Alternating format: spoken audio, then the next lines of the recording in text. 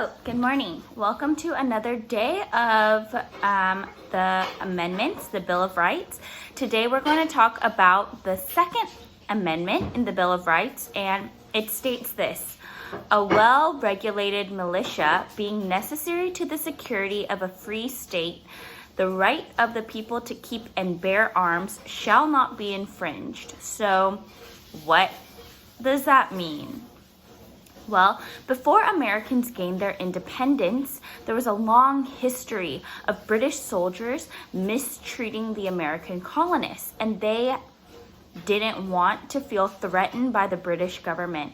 They created a clause that stated in the Bill of Rights that people have the right to bear arms. So what does bearing arms mean? Well, the term bear, it's spelled like bear. It also means to have. And arms are not just arms. Arms also mean weapons, like guns.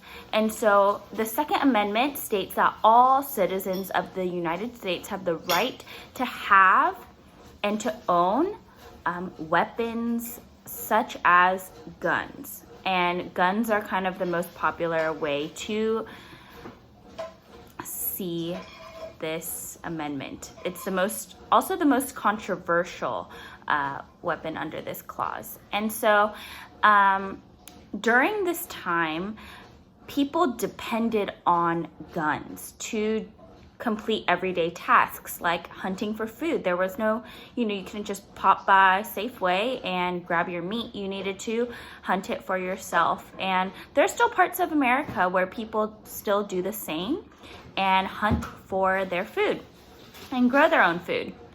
And also during this time, a lot of people lived very far apart from each other, and there was no police close by. So if somebody came to rob your house, or if somebody came to threaten you, you needed to have your own weapons to protect yourself, or else you could be in a lot of danger.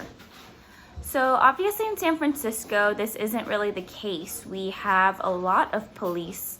We actually have a police station right next to our school, but actually in a lot of more rural parts of America still, people live very far away from each other, miles and miles from the house next to them, their neighbors. And so some people still need weapons to protect themselves and feel like they have the right to do that. Now, in modern times, also, the right to own guns has become a very controversial topic. A lot of people who are against this amendment state that shootings are on the rise. People using weapons to kill each other is on the rise.